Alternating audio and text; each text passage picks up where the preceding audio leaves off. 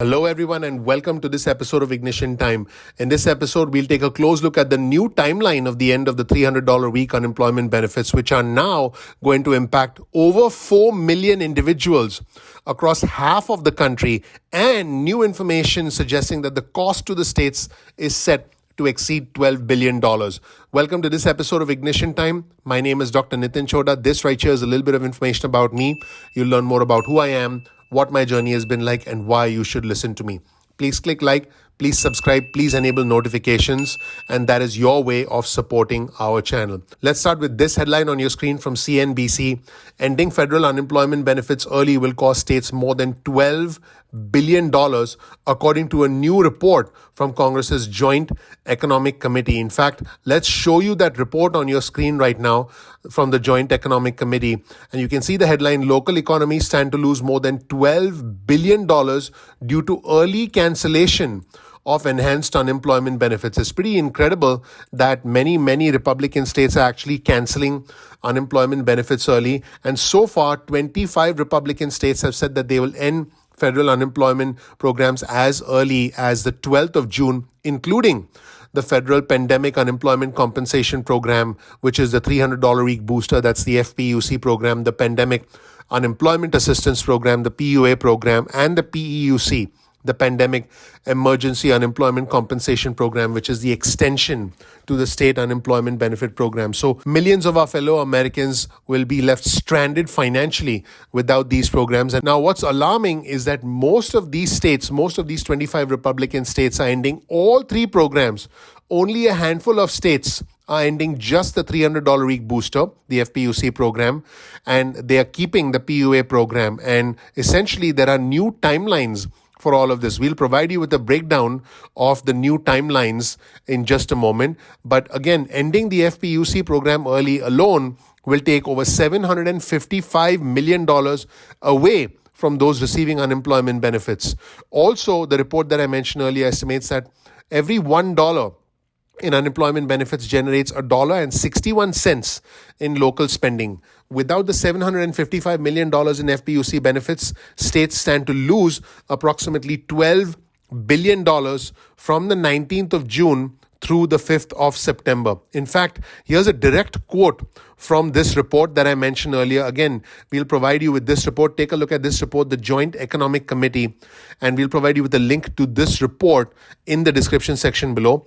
By ending these programs early, states are refusing billions of already appropriated federal dollars that could be spent in local groceries, restaurants, and retail shops. Now, keep in mind, the report does not take into account the early cancellation of the PUA and the PEUC programs, and so the actual impact to the states could be significantly higher. Now, keep in mind, a lot of Republicans said that federal benefits are preventing individuals from returning to work, but a lot of economists believe that federal aid is playing a small role in discouraging individuals from getting back to work. There are other factors here.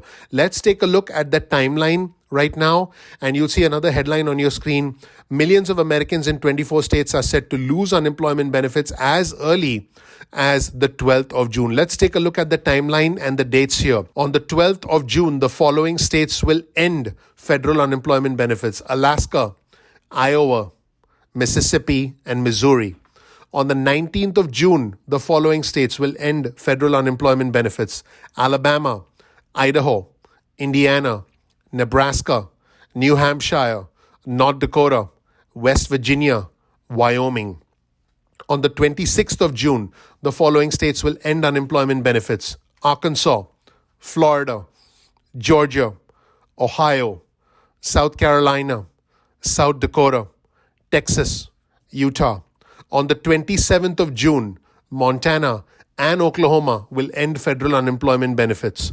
On the 3rd of July, Tennessee will end federal unemployment benefits. And on the 10th of July, Arizona will end federal unemployment benefits. Let's take a look at comments from Republicans, specifically the Idaho Governor Brad Little, the Idaho Republican Governor Brad Little. He said this in a statement: employers are telling me one of the big reasons they cannot recruit and retain some workers is because these workers are receiving more on unemployment than they would while working. My decision is based on a fundamental conservative principle. We do not want people on unemployment. We want people working. In fact, let's show you this official website of the governor of Idaho, and you'll see the headline on the website. It's time to get back to work, and Governor Little ends Idaho's participation in all federal unemployment compensation programs. So you can start to see that this is a growing trend from many Republican governors. According to Andrew Stetner, who's a senior fellow at the Century Foundation, he writes, major changes in pandemic unemployment compensation, first from $600 to $300 in September and then from $0 to $300 in January, had little impact either way on job finding rates. In fact, Stetner writes that cutting the benefits early fails to recognize the fact that the money is typically spent by workers, meaning it goes right back into the local economy and supports small businesses. This is what Stetner writes. Any benefits that the state's businesses might receive from some of these workers in terms of faster ability to hire them in the short term would be overwhelmed by the loss of unemployment debit card swipes hitting the cash registers of those same businesses. So what Stetner is saying is that, hey, you may want to bring people back to work, but if those people don't have money to spend because now they are no longer getting the federal unemployment benefits, including the $300 a week booster, you're now putting those small businesses at a disadvantage, because while those small businesses might have workers, those small businesses are not going to have as much spending. People are not going to go out and buy food, go out to eat at restaurants, buy ice cream, do shopping locally at small businesses. And this is a contention from Andrew Stetner at the Century Foundation. Let me know whether you agree or disagree with this thesis in the comment section below, and let me know what you think of this new timeline that you've heard first here on Ignition Time. On our channel, we've tried to give you a comprehensive timeline to help you understand when the $300 a week unemployment benefits end and how they impact the country, the economy, as well as your money.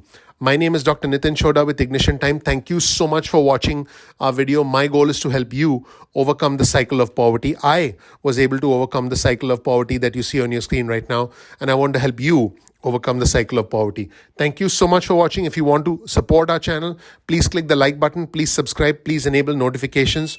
We appreciate you, and we look forward to seeing you in the next episode of Ignition Time. Take care. Bye.